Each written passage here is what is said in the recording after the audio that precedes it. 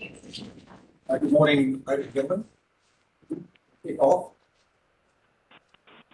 On behalf of the staff of ACT, in respect of the 2021 ACT election. My name is Ian Cantwell. I'm the ACT Electoral Commissioner. I'm accompanied today by the staff of Elections ACT. Doing most of the speaking today will be my deputy, Rose Speck. My first duty is to acknowledge the traditional custodians of the ACT, the Ngunnawal people, recognise and connections to the land of the ACT, acknowledge and respect the continuing traditions of culture and the region. Now, I'm going to do a few introductory comments and then throw to Ro, who will work through the detail of the briefing. As I said, this is the first of two briefings. I'll say up front, there's a lot of information to impart, which we'll cover in the appropriate level of detail today. The briefing's being recorded and webcast live. I encourage those who can't attend today or can't attend all of it to advise their friends or others. Jump online, electionsact.com.au, and have a look at the briefing at any point going forward.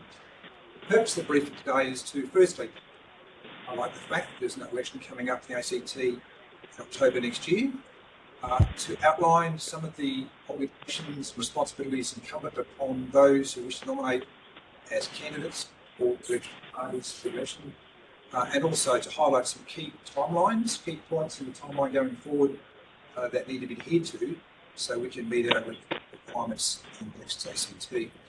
Again, welcome. Ro will talk to some of the details about how we can engage with the briefing throughout today. I encourage you to look to the fact sheets and also other source information available from our staff or the candidate handbook, which will be available at the Nara Centre on the ground floor. If you're passing by, you can grab a copy of that or have a look at it online. Thanks for your attendance today. I look forward to your questions throughout the briefing, and I'll now hand over to Rose Speck. Thank you.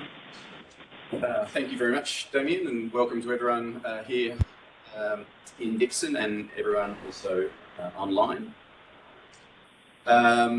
Just a few housekeeping things to kick off. Please use the Q&A function online to ask questions throughout the session as they arise. I'll pause at various times to address those questions that have been lodged, and anyone in the audience here today, please just hold on to it until those pause times and raise your hand if you would like to ask.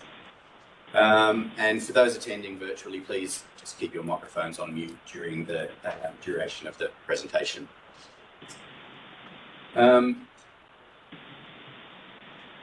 Just a little bit of a disclaimer to begin the presentation today. It's important to note that the advice being provided is based on Elections ACT's analysis of the electoral law. This advice can't be taken as formal legal advice, and you may wish to seek your own legal advice in relation to any matter discussed today or any matter that might be relevant to you as an electoral participant.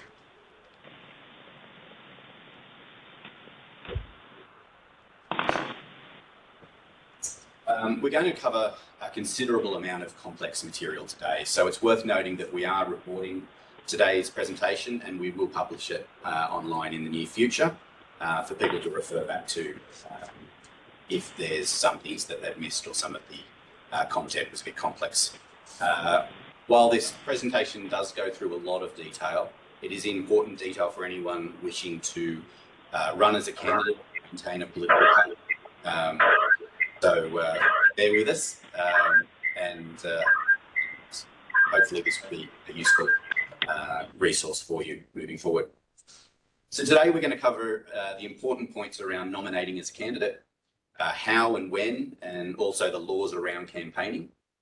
I'll provide brief information on changes to early voting arrangements that have been recently passed in the Assembly, and we'll go over authorisation of electoral matter, what electoral matter is, and how to ensure that your material is appropriately authorised, including the latest changes to the law. We'll go through the electoral expenditure cap, when it applies and the dollar limits. We'll go over gift reporting and the requirement for an election return. We'll discuss donors that you aren't allowed to accept money from, prohibited donors. Misleading electoral advertising laws. This will be the first time these laws have been in place during an election in the ACT. So we'll go over some of the important details around lodgement of allegations and how they'll be dealt with. And finally, we'll touch on dis and misinformation. Our check the source campaign. This briefing is aimed at giving our political participants a foundational understanding of the important information required to run as a candidate or run a party or even engage as a third-party campaigner in an ACT election. But for more detailed and specific information, we always recommend visiting the Elections ACT website for fact sheets, funding and disclosure manuals, and the candidate information handbook that Damien mentioned earlier.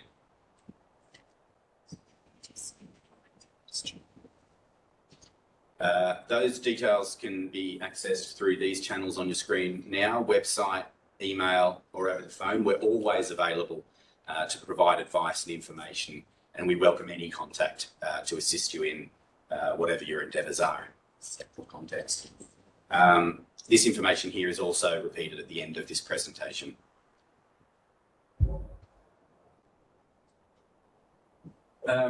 Okay, so this is some of the critical information for those individuals wishing to contest the 2024 election as a candidate. Nominations will open on the 13th of September and they close at 12 noon on the 24th of September 2024. Nomination forms will be made available from the 6th of September. That's the week before nominations open, and that'll be available at request. You'll need to contact our office directly and we'll make that form available to you. The form will not be provided prior to this date, but it's really important to understand that candidates can commence their campaign for election at any time. Candidates don't have to be formally nominated or have their nomination declared by the Electoral Commissioner before they start campaigning. In fact, in theory, candidates could have commenced campaigning for the 2024 election on the 18th of October 2020, the day after the most recent election. We also strongly recommend not to leave your nomination and the completion of that nomination form to the last moment in that nomination period. If there is a problem with that form, it can be fixed and adjusted during that nomination period. That's prior to 12 noon on the 24th of September. But if that form's lodged with issues very close to that nomination close time, let's say not all of those nominators are eligible to nominate you as a candidate, because they might not be, and we'll get to this a bit later, but they might not be enrolled in the electorate that you're wishing to contest, and it leaves you short of those the required number for nominators. Then may not be a time to resolve those issues before that 12 noon cutoff. That is a strict cutoff time. And if that's the case, then the nomination will be rejected and your name will not appear on that ballot paper. So it's really important to get ahead of that nomination close time. There is a $250 deposit per candidate, both for party candidates and non-party candidates. It should preferably be paid in cashless FPOS transfer at the time of nominating, but can also be paid in cash or banker's cheque, but personal cheques will not be accepted. And 24 hours after the close of nominations, the Commissioner will formally and publicly declare the name of the candidates contesting that election. This will occur at 12 noon on the 25th of September, and immediately after that public declaration of candidates, a draw for positions on the ballot paper will be publicly conducted. So there are two types of candidates that can run in an ACT election: non-party candidates and party candidates. So to run as a non-party candidate, you need to be nominated by at least 20 electors who are entitled to vote for the electorate in which the candidate is nominating to run. It's worth noting that the nominators are required to be enrolled in the electorate. The candidate themselves does not need to be registered to vote in the electorate that they're nominating to contest. For non-party candidates, the nomination form provides for the choice to include the word independent under your name on the ballot paper. That's a choice each non-party candidate will need to make on that nomination form. You don't have to have the word independent under your name, but it can also be chosen to appear. All non-party candidates are listed on the ballot paper in a column on the right-hand side of that ballot paper. It's called the ungrouped column. And depending on the number of party candidates contesting that electorate, there may well be more ungrouped column. And that draw for position I talked about a little earlier will determine which column the candidates are in, if that is the case. If a registered party only runs one candidate in an electorate, then that candidate's name will also be included in that ungrouped column, but they will have the name of the party listed underneath the candidate's name rather than the word independent.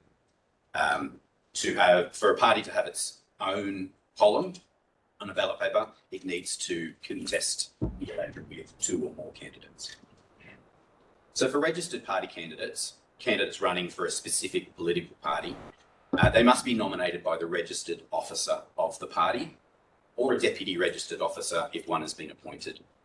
If the party has not registered or appointed a deputy registered officer, then the only person that can nominate candidates is the registered officer. So parties might like to consider that risk in that particular scenario.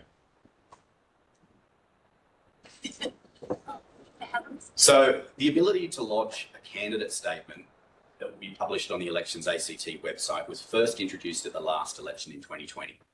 The supporting legislation for this remains for the 2024 election, but the timing for lodgement has slightly been altered. Candidate statements can now be provided to Elections ACT from the point of nomination, and they'll be published online as soon as possible after the formal declaration of candidates. Each candidate can supply a statement up to a maximum of 500 words. They can provide a photograph of the candidate and information on how to contact the candidate, which could be things like social media accounts, website addresses, or email accounts.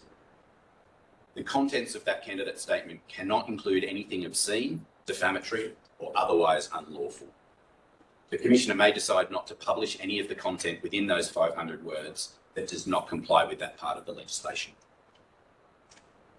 Elections ACT is working on a web form for the lodgement of candidate statements and photos, which will hopefully be available in September, along with the fact sheet covering all the necessary information around candidate statements. So in terms of the name details that can be printed on a ballot paper, the Act is fairly prescriptive. The candidate's enrolled surname must be printed, along with the enrolled given name or an accepted variation of that enrolled given name. As an alternative, just the given name's initial could be included instead of the given name, which is a choice that the candidate can make on their nomination form. But nicknames that are not an accepted variation of a given name cannot be displayed on the ballot paper. So moving on to campaigning rules. As mentioned earlier, candidates can commence their campaign at any time, but there are a few laws that the candidate must be aware of. There are laws around the authorisation of material, and there are misleading electoral advertising laws, but we're going to go into greater detail around those matters fairly shortly. But everyone tends to know our favourite 100-metre rule. As people are probably aware, the rules for ACT elections are different to federal elections when it comes to political canvassing in and around polling places.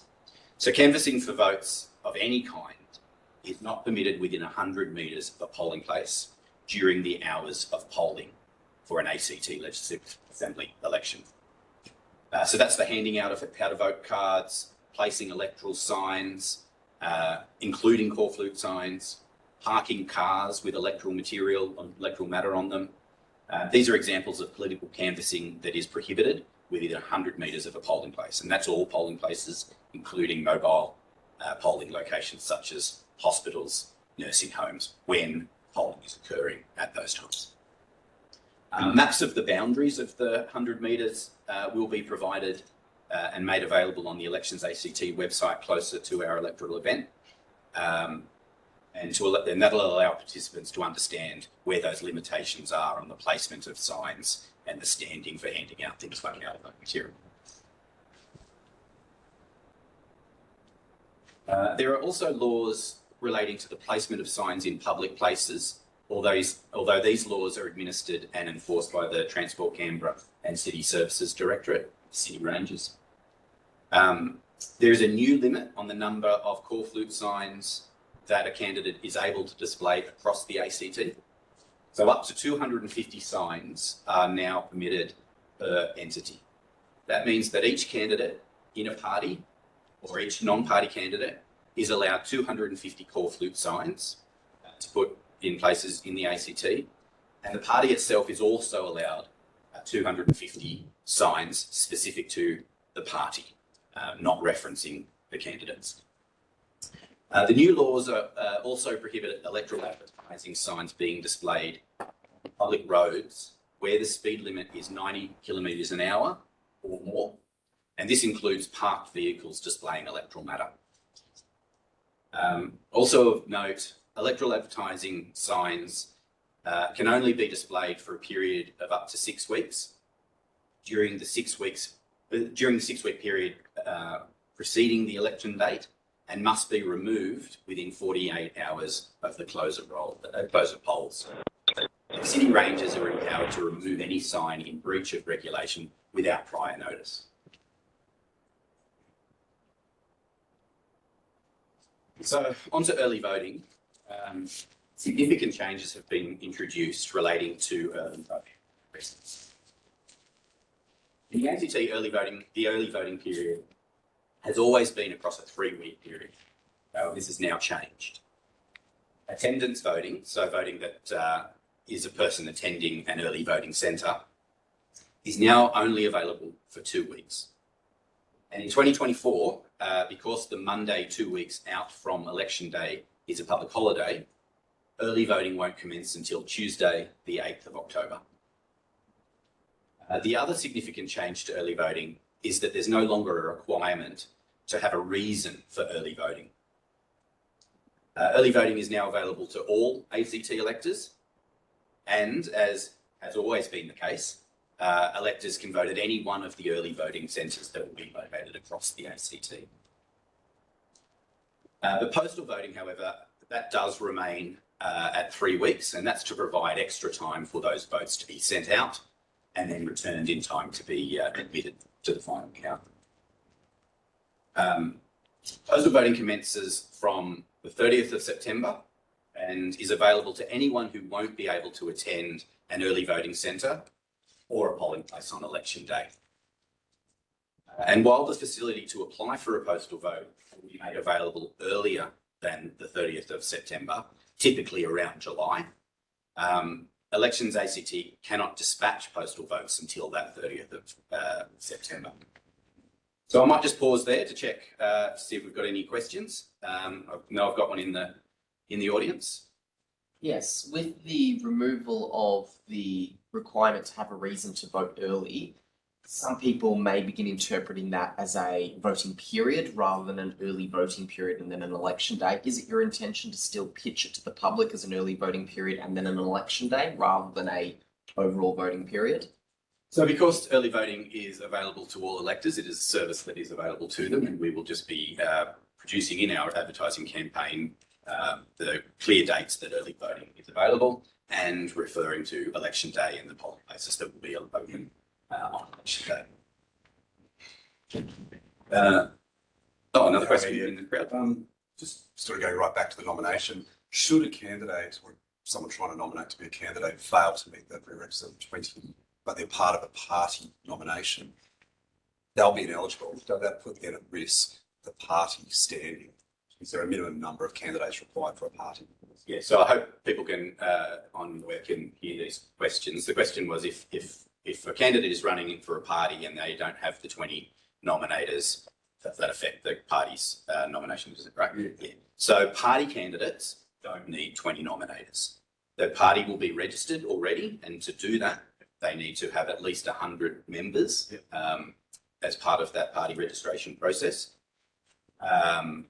And so for a party candidate, the 20 nominators is not relevant. They just get nominated by their registered officer. Yeah, that's kind of obvious what I thought about. If I may indulge this another, individual candidates, they've got choice of independent. They don't have any choice for any other moniker or label. No, it is just the word independent. No worries. And the third and final, sorry, the 100 metres, I know this comes up just about every election period.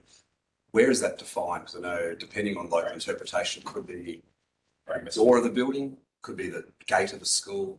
Yeah, it's an excellent question. So the question was the 100-metre boundary. Where does that essentially start from? Where is metre one?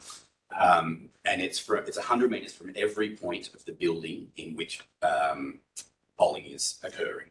So they can be quite significant boundaries if that is a large building, but it's 100 metres from every point of that building. Yeah. So not a school gate, for example. Not the school gate. Thank you. Okay, moving on. So to matters of authorisation. So essentially, with a number of small exceptions, anything that is considered electoral matter requires the inclusion of an authorisation statement. So what is electoral matter? It's material, either printed or in electronic form, that is intended or likely to affect voting in an election. The Act then goes on to provide some broad examples of when that might be the case. So matter is taken to be intended or likely to affect voting in an election if it contains reference to or comment on the performance of a political entity. So that might be the performance of the government, performance of a candidate, of a party, an MLA, or the opposition. Or if the material contains reference to an issue before electors at that election. So that's a pretty broad capturing definition there, but that is the definition of electoral matter.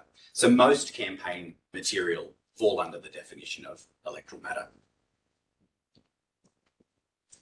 So why electoral matter matters? And it matters for two reasons. It appears within the Electoral Act definition for electoral expenditure, and therefore it's critical to the calculations of a participant's electoral expenditure cap. And we'll get onto that a little bit later. And it appears in the legislation when discussing the dissemination of electoral material, particularly in terms of the need to have an authorisation statement. So participants in an ACT election, whether they're a candidate, a party secretary, or a third-party campaigner, are required to appropriately authorise all the electoral matter they produce and disseminate. Although, as previously noted, there are a small number of exceptions to this, and I'd recommend reading our fact sheet on authorisation to fully understand those exceptions and where you need to include an authorisation statement. I'll just very quickly give you an idea of what some of those exceptions are. And it's things like letters to the editor, campaign novelty, items like T-shirts, badges, business cards. They don't need an authorisation statement. Essentially, most other things do.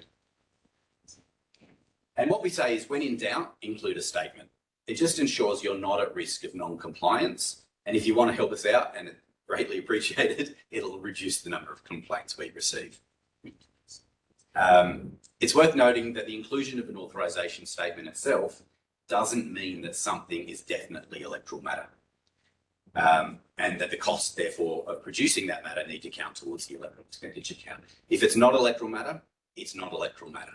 But an authorisation statement enhances transparency, it enhances trust, and is often just a good way of ensuring compliance. So compliant authorisation consists of three elements. It's the first and last name of the person who authorised or authored the matter. It's a statement to the effect that that person authorised that matter, and a statement that a matter is published on behalf of the related party or the candidate or the third party entity. It's also important to understand that authorisation statements are required on electoral matter at all times. It's not just something that's required during an election campaign. It'll be required in 2025, 2026, and all the way up into the lead up to 28 and beyond. So here are some examples of some fairly standard authorisation statements, just to give you a quick picture of what one typically looks like. So authorised by John Smith for the ABC party. Authorised by Julie Brown, candidate for Yerrabee. Authorised by Gary Thompson on behalf of Jim Jones, candidate for Brindabella.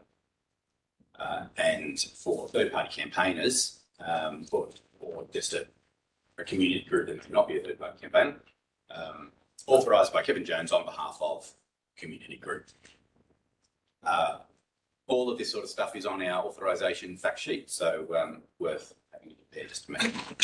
extend the requirements. So a number of amendments that were recently passed in the Assembly that provide greater clarity on how an authorisation must be included in published material. The changes can be categorised as amendments on the form of the statement and also amendments to the language requirements. So form and access requirements. When a product is audio only, the new legislation says the authorisation statement must be communicated in speech. When the product is audio-visual in nature, the statement must be communicated both in text and in speech. And when the product is in print, whether that's on the web or hard copy paper, the statement must be in text that cannot be removed or erased under normal use. In any electoral matter where the statement is in text, the text must be reasonably prominent, legible at the distance that the matter is intended to be viewed, in a colour that contrasts with the background colour, and not placed over complex images or multicoloured backgrounds. Additionally, for electoral matter disseminated using a website, it must appear in the website footer. And for matter disseminated through social media, it must be in a reasonably prominent place on that account. So generally, we recommend including the authorisation statement in something like the About section of a social media account, or potentially even embedding it in the profile image, so it just appears there at all times. Users just need to be able to reasonably identify the statement on their on a social media account, and that's then not necessary to be authorising every tweet and post that's generated by that page. There are also new requirements to include the statement in the language of the target audience. So when a statement is required, it must always appear in English. But if the matter is published in a language other than English, the statement must appear in English and that other language. If it's published in both languages, or more than English and two other languages, it must appear in English and one of the two other languages. So on to the other reason why electoral matter matters. It's electoral expenditure. So the definition of electoral expenditure is expenditure incurred on producing, broadcasting, publishing, displaying, or distributing any electoral matter, as well as expenditure incurred on consultants and advertising agent fees and opinion polling and other electoral research. So electoral expenditure does not include administrative expenditure. So for example, ongoing staff costs for a political party or office rent, they're not considered electoral expenditure. Although this can sometimes be a little bit difficult to easily define. For example, if the office was to directly and temporarily employ a web designer, for instance, to develop an election-specific website or web content, then those staff costs would not be considered administrative and they would be considered electoral expenditure. But if in doubt, give Elections ACT a call and we're happy to provide advice wherever we can. One of the key elements of electoral expenditure is that the costs are incurred when the service or the product is provided or delivered. It's not necessarily when that invoice is issued or paid. So, for example, if an advertisement was published, if an electoral advertisement was produced in 2022, but it's not going to be distributed until the key election period in 2024, then the costs of production and distribution would be considered electoral expenditure for the CAP because it was delivered during the CAP expenditure period. And we'll get to that CAP expenditure period a little bit quite shortly. And the same applies for campaign material that was produced for a previous election. If the material is reused for the 2024 election, the full costs must be attributed to the 2024 electoral expenditure cap. So depreciation and amortisation of electoral material is not accounted for under the legislation. And this really goes to the heart of the intent of the electoral expenditure cap. It's designed to provide a level playing field for all participants. So if a party was able to reuse materials from a previous election without incurring costs in the current election, then it would provide an unfair advantage to parties and candidates that have run before. So So an electoral expenditure cap is a limit on the amount of money that can be spent on an ACT election campaign. And for 2024, that cap amount is $50,135. And this is the same expenditure cap that applies across the board to non-party candidates, associated entities, third-party campaigners. For a registered political party, that is the same amount per candidate contesting the election on behalf of that party. So for a party running the full 5 candidates in each of the 5 electorates, the expenditure cap for that party is $50,135.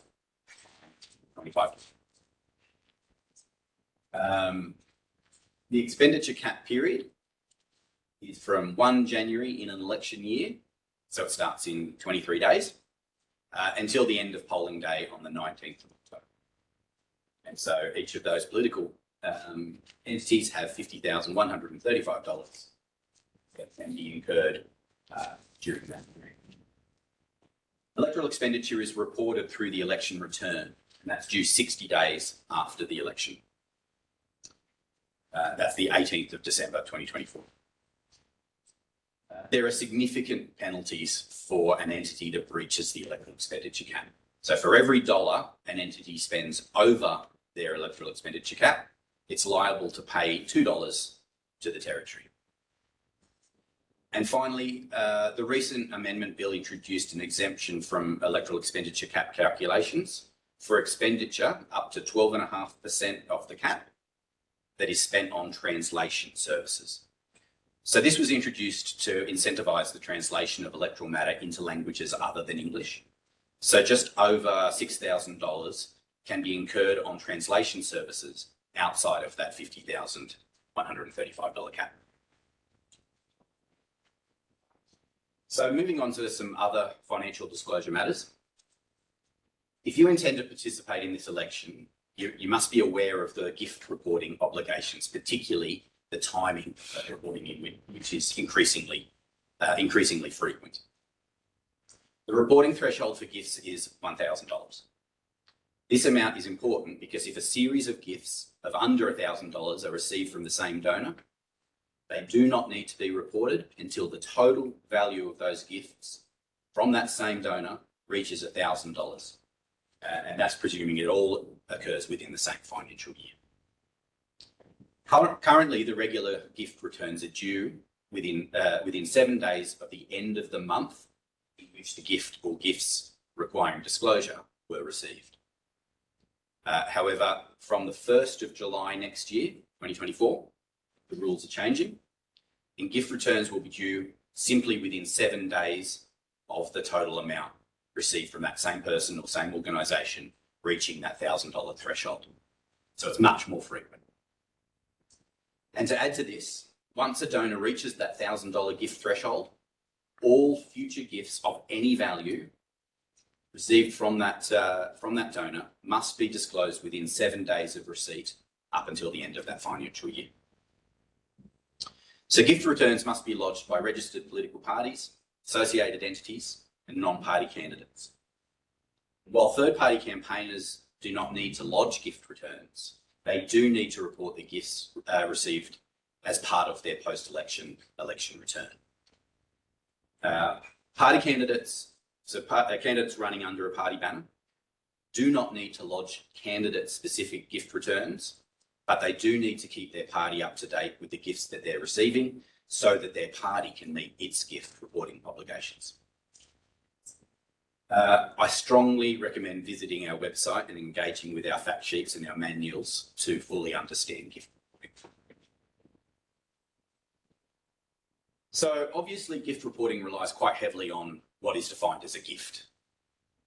So while the wording in the Act can be a little confusing, really a gift it's the giving of money without the expectation of receiving anything in return. And it's the giving of services without the expectation of receiving anything in return. And these are known as gifts in kind. An example of a gift in kind might be a printing company printing pamphlets for a candidate free of charge, or free legal advice from a solicitor, or the provision of an artwork for use in a fundraising event. They're all examples of a gift in kind. And when reporting gifts in kind, the ascertained value of the gift must be disclosed in the gift return, along with details of how that value was derived.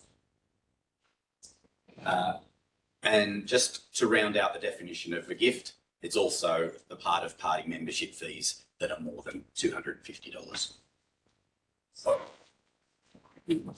So for good disclosure, accurate recording is essential.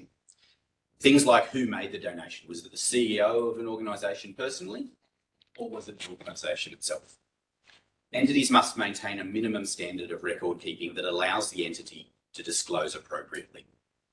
So this means recording the date the gift is received, the amount of the gift, the details of the person who gave the gift, so things like name and address of the person or the organisation. If the gift is a gift in kind, the estimated value of the gift and how that value was derived. For political parties, the default individual with responsibility for lodgement of disclosure returns lies with the registered officer. However, a party can appoint a reporting officer that then takes responsibility for all financial disclosure matters. And new legislation now provides for the appointment of up to 2 reporting officers if the party chooses to do so. And that's really there to relieve some of the pressure during a very busy campaign period to allow more people to lodge those financial disclosure returns. So I might pause there again just to check to see if we've got any questions and address those. We do have some. So to what extent does authorisation statement apply to social media posts? So that's a great question, and I touched on it briefly earlier, where an authorisation statement needs to be included on the social media account, and we recommend the about section if possible, or embedding it in the image. But there's also laws around an exemption for social media and the inclusion of an authorisation statement if a social media account or comment is made in a personal capacity. So the recent amendments also provided some clarity around that to really define what it means by a personal capacity, and it needs to essentially be an account in the individual's name, or a personal account. It can't be a single issue social media account that's talking about something of electoral matter. If that's the account, it's not a personal opinion, and that does need authorisation. But let's say for an MLA's personal account that's really locked down to their friends and family does not need an authorisation statement. Candidates account like that, the same thing. But if that account is open to the public, is unlocked, and it's it's their account, but it's for the broader public, then that does. If it's including electoral matter, then it does need an authorisation statement. So I hope that answered that question. To what extent is the publisher of the electoral matter held accountable for ensuring the correct authorisation tag requirements are included? That's another really great question. And that's really one of the reasons why the social media account needs to have authorisation, not the posts. Because the typical nature of social media is that once you share a post and people on-share that, it is still traceable back to the original publisher. And really the point of authorisation is that the reader of that information can ascertain where that message is coming from, that it's not anonymous. But it's a really good point, because if there is a means to break the link between the website or the social media account for a piece of electoral matter, let's say it's a fact sheet or an information sheet, and you can print that out and it can be disseminated in that way, then the author of that matter should include an authorisation statement on it. It is incumbent upon the person who creates that content. I hope that addressed that question. Do, and if so, under what circumstances discounts on goods or services count as gifts? That's another good question. So if you are purchasing something and it's under, 50% off everything, sale, then the expenditure is the cost of what you paid for it. But if you are getting an element of that as a gifting kind for you as a political candidate, if you let's say it's worth $100, and the storekeeper says, "Look, just give me $50 for it. I really like what you're doing as a candidate. $50 free." Then the expenditure is $50, and the gifting kind is $50. Hope that answers that question. Thanks for answering the social media question. What about if a person makes an off-the-cuff statement in support of a candidate? Is this considered electoral matter? So electoral matter is in published or electronic form. It's not a verbal statement in just a speech given or something like that. It's very hard to authorise a speech given. But if you were to record that and publish it on the web, then it would require an authorisation to be included. You definitely, this is in a social media post, you definitely can put an authorisation statement in a social media post if you want to.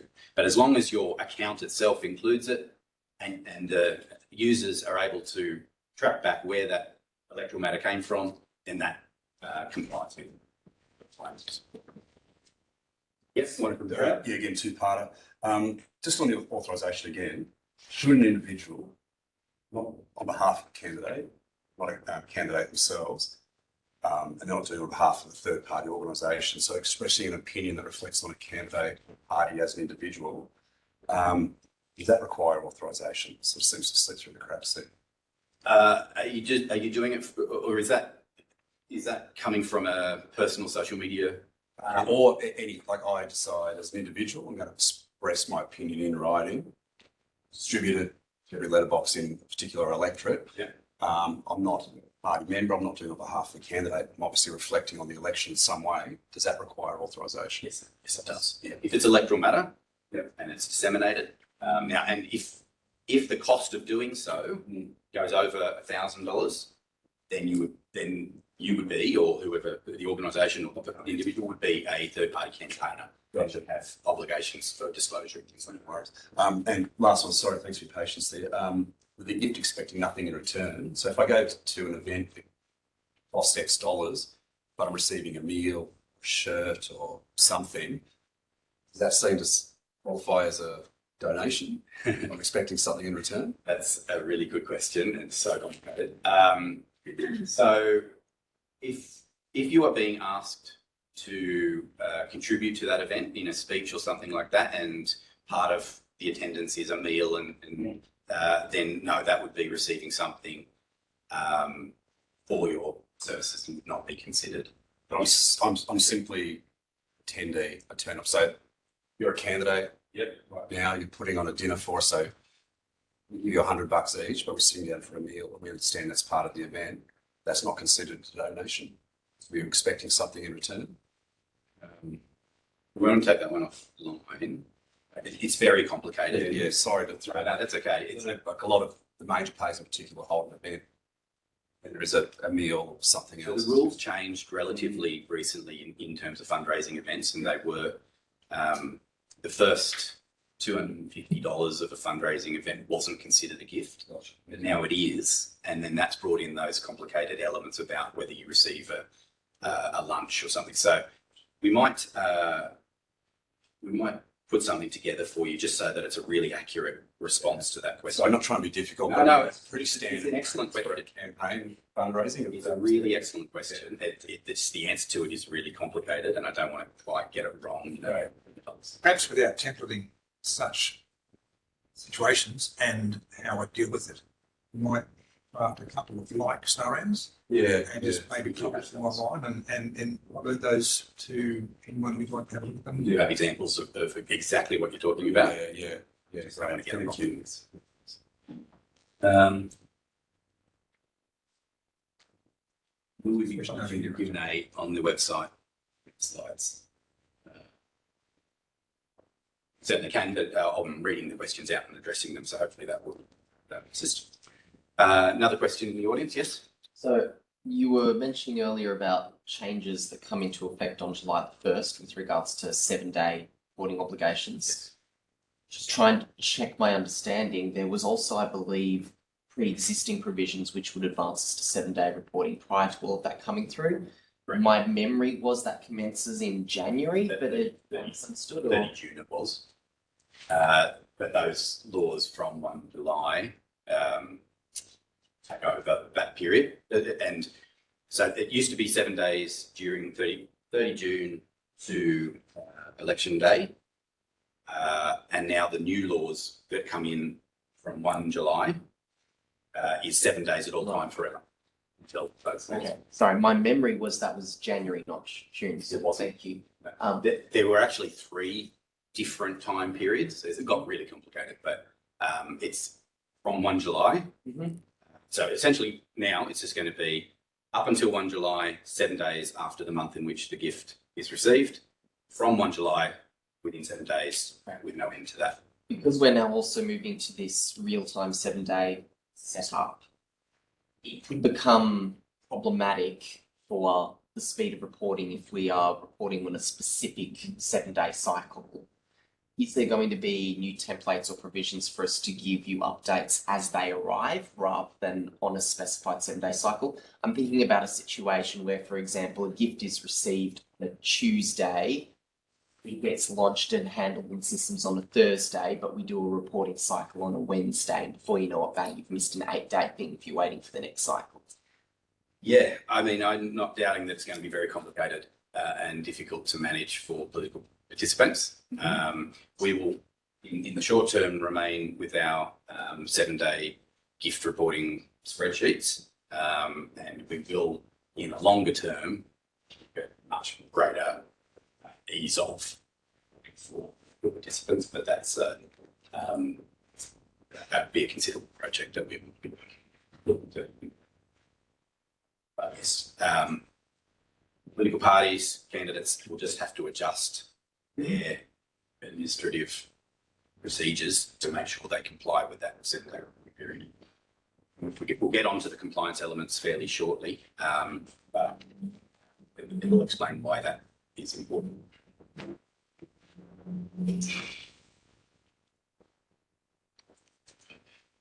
So moving on to prohibited donors. We've had prohibited donors in the ACT since 2001. However, the recent amendments have now introduced an additional category of prohibited donor. So in the ACT, it's now prohibited for a political entity to accept a gift from a property developer, a close associate of a property developer, a foreign entity, which is the new one, or a person acting on behalf of a property developer, a close associate of a property developer, or a foreign entity. It's also prohibited for those same entities to give a gift to the political entity. And the ban applies to all gifts of any value. However, the penalties for a breach do vary on the value of the gift received. So where a gift is given or received and the value is less than $250, the giver and the receiver must pay to the territory an amount equal to the amount of the gift. But where the gift has a value of $250 or more, a criminal offence is committed, with penalties of up to 6 months in prison and or fines of up to $8,000 for an individual or $40,500 for a corporation. So, of course, much of this depends on the legislative definitions of these prohibited donors. I went through the definitions for property developer and close associate of a property developer in an earlier public briefing. And for the sake of brevity, I'm not going to go into that over again. That remains available for viewing. But we also have a relevant fact sheet that's worth looking at if you have concerns or questions over those definitions. But however, as a foreign entity is a brand new prohibited donor, I've included the definition here. And a foreign entity is any entity that does not fit under any of those items listed on the screen there. So essentially an Australian citizen, an individual whose principal place of residence is in Australia, company incorporated under the Corporations Act or territory law, an entity that has its head office located in Australia, an entity with its principal place of activity is in Australia, or a body politic or part of a body politic state territory. So quite complicated, but we do have a fact sheet that is available with all of those details. Now, a political entity can protect itself from serious breaches of the prohibited donor legislation if they take what is called reasonable steps to ensure that the person giving the gift is not a prohibited donor. So the Act does provide some guidance on what may be considered a reasonable step. So it's the giving potential donors written notice that donations from property developer, close associates of property developer, foreign entities are prohibited. Asking the person who's giving the gift whether they are a prohibited donor. Obtaining a declaration from the person who gives the gift that they are not. And this applies to all prohibited donors. So I would recommend any entity that has already put in place reasonable steps to protect against the receipt of gifts from property developers to review those reasonable steps and adjust them to ensure that foreign entities are now also taken into account. Compliance audits. So I just mentioned it earlier. Anyone familiar with ACT's campaign finance regulations will know that the Electoral Commission is empowered to issue investigation notices to examine the financial records of any political entity. The Commission has, for a long time, conducted compliance reviews of political entities in relation to gift disclosures, the use of administration funding, and electoral expenditure. This long-standing compliance program seeks to ensure that the disclosed details are consistent with the financial records of the entity. An audit is conducted, discrepancies found are publicly reported, and in some circumstances, infringement notices and penalties may be issued for late or incomplete or inaccurate disclosures. However, with prohibited donors, the Commission is now also conducts audits to ensure that gifts are not being received from property developers or foreign entities. Again, discrepancies are made public and there's potential for criminal charges. Moving on to misleading electoral advertising. So the 2024 ACT election will be the first election where misleading electoral advertising rules, or more colloquially known as truth in political advertising, those laws will be in place. They were introduced prior to the 2020 election, but didn't come into force until slightly after that election. So this 2024 election will be the first time they're in place for an election. So a person commits an offence if they disseminate or authorise to disseminate an electoral advertisement that contains a statement purporting to be a statement of fact that is inaccurate and misleading. So those elements are absolutely key to the application of these laws. So for an allegation of misleading electoral advertising to be legitimate, it must involve an advertisement that firstly contains electoral matter. The advertisement must also contain a statement purporting to be fact. That is, it can't simply be a statement of opinion. I believe a candidate is going to do this. This is what I think. That's an opinion. It has to be a statement of fact. And the statement has to be inaccurate and misleading to a material extent. So when an allegation is made concerning misleading electoral advertising, the Electoral Commissioner is going to require from the complainant evidence in support of their claim. It's incumbent upon the complainant to provide all the necessary information to the Commissioner so that he can make an informed assessment. Anyone can lodge an allegation with the Electoral Commissioner, and we're currently working to produce a web form to facilitate the lodgement process. It must be appreciated that in order to ensure due process in electoral advertising, misleading electoral advertising, the Commissioner's assessment may take some time, including during and through that critical election period. However, we will endeavour to resolve allegations within 5 business days after the receipt of all the required evidence has been received. So Decisions on misleading electoral advertising are made by the Commissioner on the balance of probabilities, not beyond reasonable doubt. So if the Commissioner finds that on the balance of probabilities, there is a piece of electoral advertising includes a statement purporting to be fact, which is inaccurate and misleading to a material extent, remedial action by the person responsible for that advertising will be required. The Commissioner may formally write to the person asking them to do one or more of the following: not to disseminate the advertisement again, and/or to publish a retraction in stated terms and in a stated manner. As part of the request for a retraction, the Commissioner may explicitly state the manner and the form that that retraction is going to be made.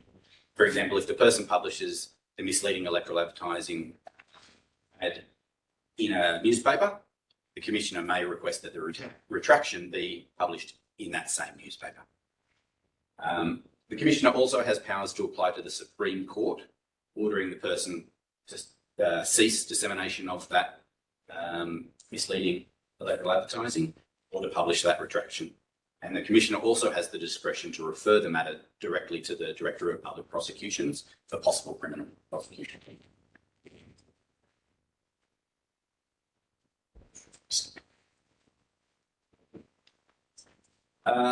So nearing the end here, just a quick discussion around dis and misinformation in an electoral context.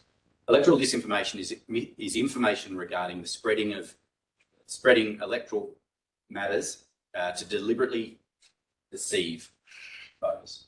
Misinformation is similar in effect, but it's unintentional. Disinformation can be disseminated through a range of communication channels, but it's particularly prevalent online. Social media and online websites are often quick and effective channels to spread electoral disinformation, and it's therefore important that electors check the source of their information and consider whether it can be viewed as reliable, current and safe. And that's very much part of the reason why we have authorisation statements, so that an elector can check that source. In 2020, Elections ACT deployed a new web-based advertising campaign known as Check the Source. It was aimed at raising awareness of the need to consider and review the source of electoral communication so that electors would avoid being misled by disinformation and could cast an informed vote. The Check the Source campaign will be deployed again in 2024, and it seeks to encourage electors to ask, is the source reliable? When was it published? Would it be a scam or intentionally misleading? Has it come from an accredited media outlet or a verified social media account? And the role of Elections ACT is to provide reliable information on how to enrol, where to vote, how to run as a candidate. And this information can be found through our broad advertising campaign, on our website, in our candidate information handbook, in our social media accounts. And if there is any incorrect information about election processes relating to the 2024 election, Elections ACT will proactively act to correct that record.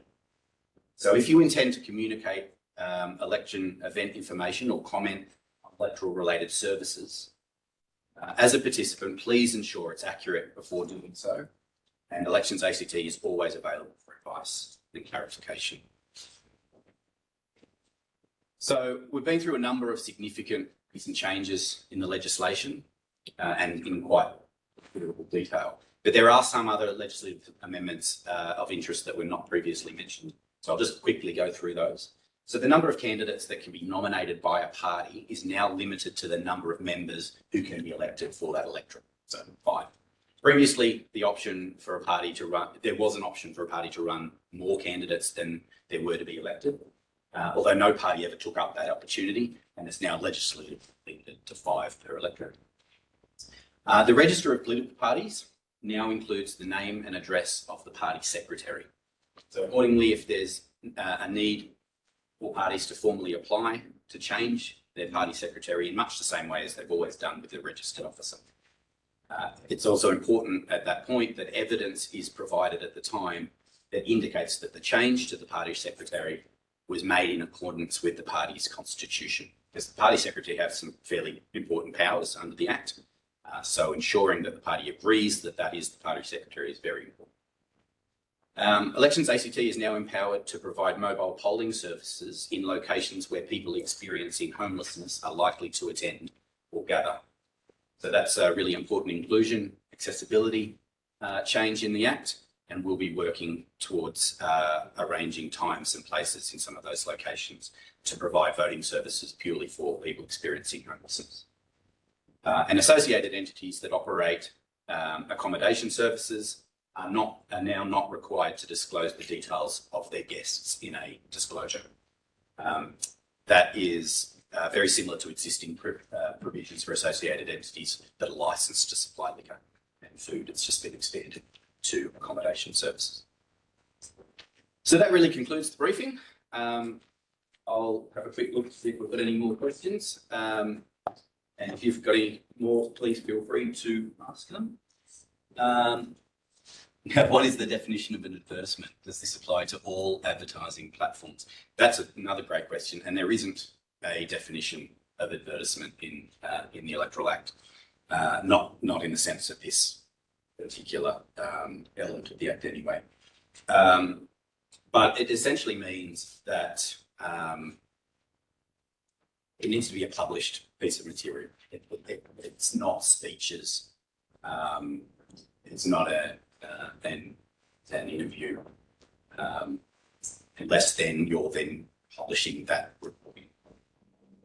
But, where an ad includes a reference to another published source that may be misleading, will the advertiser be responsible for including that information in their ad?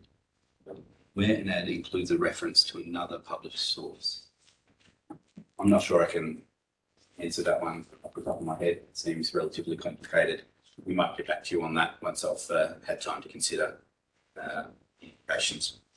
Apologies, I can't answer that immediately. Is a retraction ordered by the Commissioner considered electoral matter? That's another good question.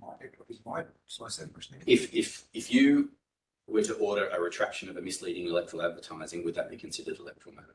It would be obvious. If it includes electoral matter within it, yeah, then yes, it would. Yeah, essentially. Yeah. And the obvious to who it's coming from. And if the answer is, I would make sure that any such electoral matter is identified as such and non. Yeah, correct. The order of the Electoral Commissioner will state the manner and the words in which that retraction needs to take place, and so we'll ensure that compliance is met.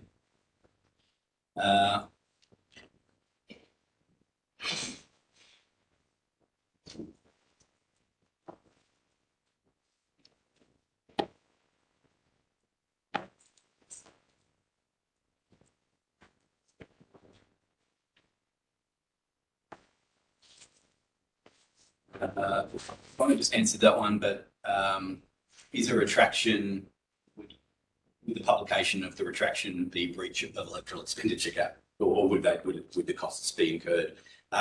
If it includes electoral matter, then it would be a cost that would need to be included in that. That's my initial thought, would be that the costs of publishing that would be considered electoral matter, electoral expenditure. If it meets the definition of electoral matter, then yes. The one thing, not covering our questions, but I know we've mentioned in passing, certainly covered expenditure caps in some detail. We made some reference to election and administrative funding. Can you just talk to the audience more broadly around what election and administrative funding is and the purpose of it in a transparency sense? Yeah, so there's two types of funding received by the Electoral Commission. So there is administrative funding, and that is funding received on a quarterly basis according to the number of MLAs a political party has in Parliament. At the moment, there are only registered political party MLAs, no non-party MLAs. So there is a quarterly payment, and that is to facilitate the administration of the party, particularly funding disclosure obligations. And then you have public funding, and public funding of candidates and parties is funding received after the election based on the percentage of the vote received by candidates in each electorate or by the party in each electorate, depending if you're not party or party. At the moment, we've just determined the amount of public funding, and I won't give the exact amount, but it's essentially $10 a vote, correct? So for every vote, first preference vote received by a candidate, if they get over 4% of the vote in that electorate, they receive $10 for every vote public. I think the issue I've got there, sorry, I want to make Rose made it as well, is that looking at the expenditure, and those figures seem pretty daunting for individual candidates. Pending success otherwise of the campaign and how voters respond and how they vote for a candidate, if you meet 4% of the first preference vote or more, then there is a degree of electoral expenditure that will be covered by payment by the Commission in terms of public funding. So those details are online, available from the 2020 example.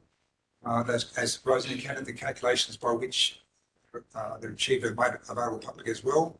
So I think in the context of the figures which were cast on the screen or put on the screen around the limit on expenditure caps, the candidates, some individual candidates sometimes express some reservations around how much it might cost to run as a candidate in the Assembly. I would just encourage people to think about the fact that if they're successful, at least to the point where they've achieved 4% or more of the first preference vote, then they'll receive some degree of public funding to offset the cost of their electoral expenditure. Because I know increasingly it's become expensive to run advertising campaigns. The cap itself seems to individual candidates somewhat high. Or if you spend that much money, it's going to be an expensive campaign. But as a measure of across our jurisdiction here, of ensuring that everyone has an opportunity to stand and run as a candidate in your success, and there's a degree of funding available in which calculation.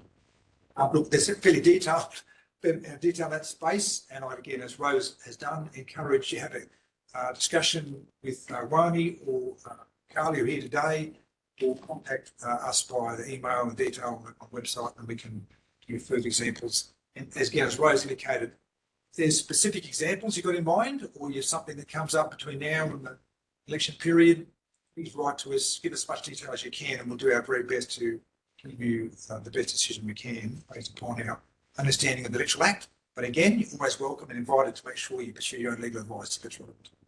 Yeah.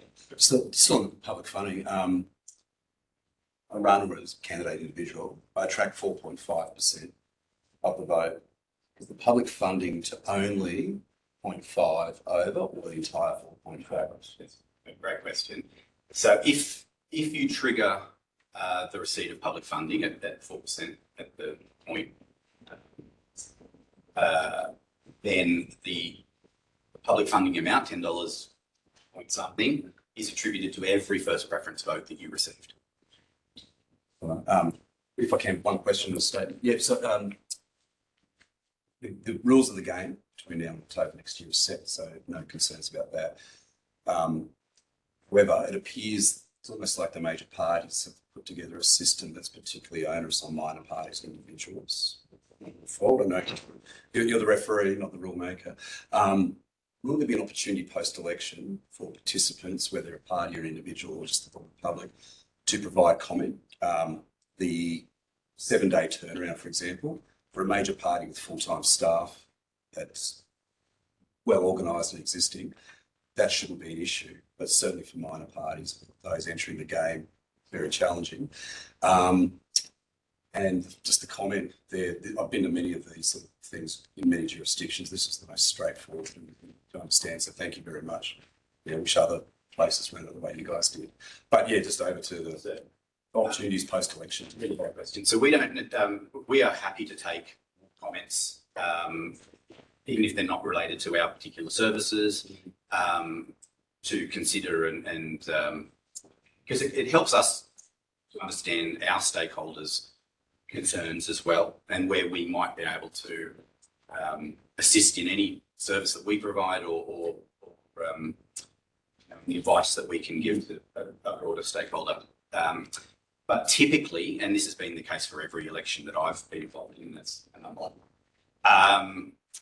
there is a committee hearing in the Legislative Assembly looking at every election Electoral Act and the election, and that is always open to the public for contract. We also do, we will, if anyone's running as a candidate post-election, we will provide you with a survey to capture your thoughts, particularly on our services, but that's an opportunity to also do that kind of commentary.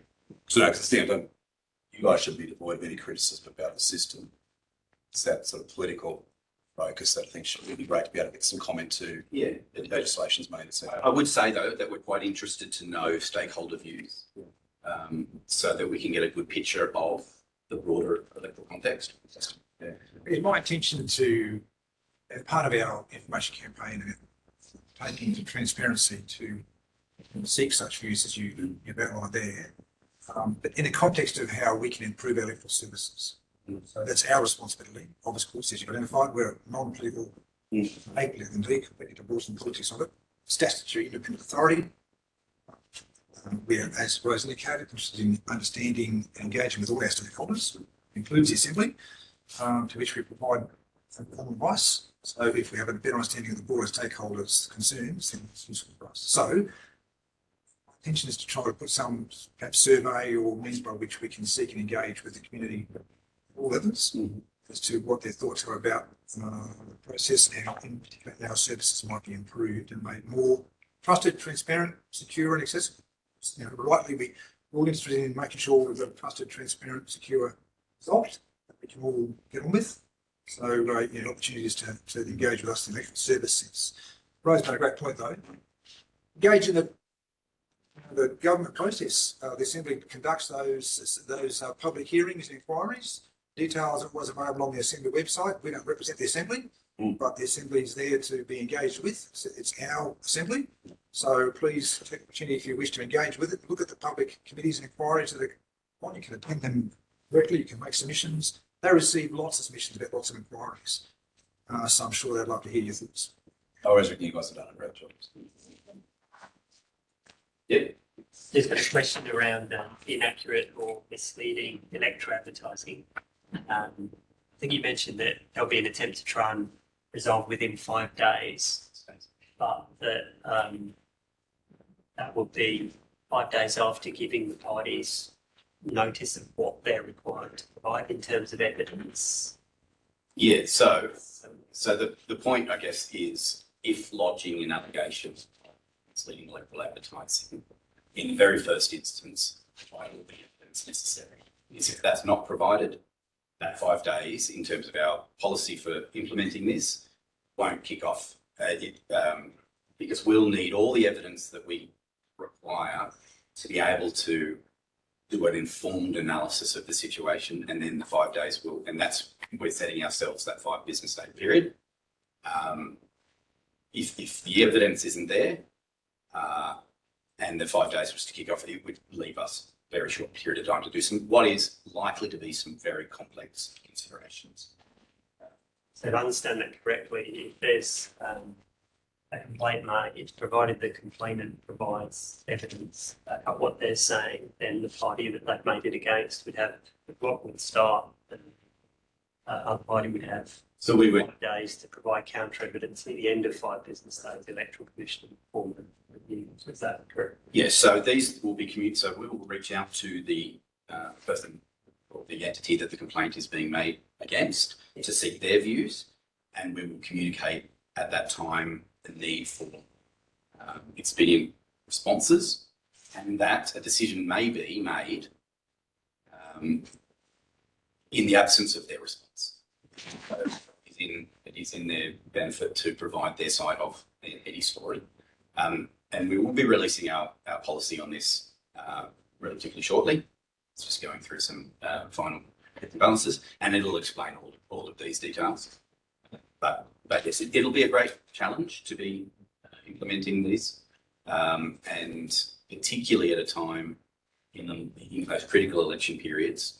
And so it must be, if the matter is particularly complex, and we do say this in policy, we will let the parties as in not political parties know whether we think that this is such a complex one that we might not be able to meet that 5 business day time frame. So, any changes to the blackout period approach with advertising? No. So it's still Wednesday midnight.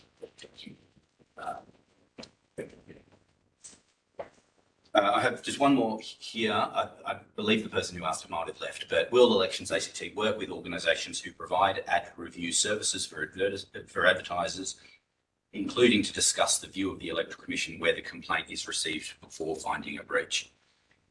If I understand that question correctly, can entities come to us and ask for advice about whether this might be considered a piece of misleading electoral advertising? Absolutely, and we would welcome that. Better to get ahead of things than deal with the issue as it's occurring. So any concerns, really, in any of these matters that we've talked about, or anything that is important to you as an electoral participant, please get in contact and we will do our best to assist. One last thing I'll touch on, it has already been made publicly aware of the online, the overseas e-voting, eligible ACT electors wishing to vote from overseas as we deployed for 2020 is not going to be available for 2024. Those electors intending to know they're going to be overseas during the election in the time period in 2024,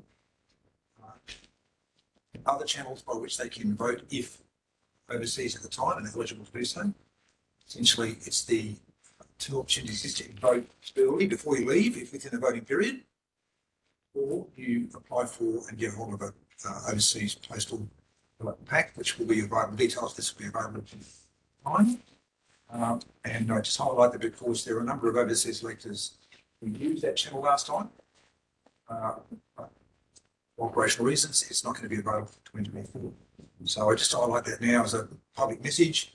We made that clear through the information and media releases earlier, but I think it's an opportunity to make that known to the community as well. What's the overseas option? So we're looking at options by which we can facilitate the receipt and delivery of postal ballots. That might include that service, but that's one matter of investigation. And as we get closer in the election year next year, we will make that information available to everyone.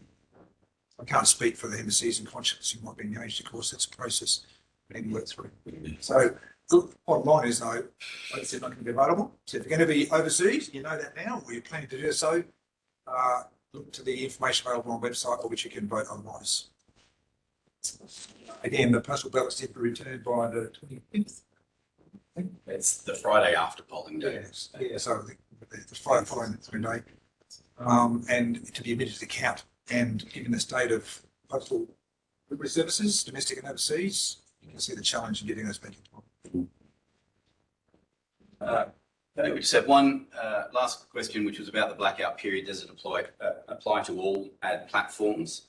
I believe, not entirely sure of this, and I'll need to look into it, but I believe that it hasn't been amended to address online advertising. So it's the more traditional radio, television, press. But I do ask that you don't quote me on that, because I do need to go and look at the actual legislation to see if it's been amended to capture online and social media. Should be fine. All right, I think we might end the briefing here. As we said, we do highly recommend downloading the 2024 Candidate Information Handbook. And if you'd like to provide feedback on the content or the delivery of this briefing, we welcome your thoughts so that we can meet our client needs as best as possible, particularly noting that we will be looking at doing a similar briefing for participants that might not have attended this one and about running as a candidate or registering a political party a bit later into 2024. So any thoughts on content or delivery style or whatever it might be, we welcome those comments. So thank you all for attending. You said there's another briefing. We had a date for that. The July or June, July. July is about that's when we did 2020 similar. Okay. Thanks. Thank you all. Thank you. Thanks for those online as well. Thanks, team. If anybody would like a hard copy. That's it. We enjoyed it. This was good because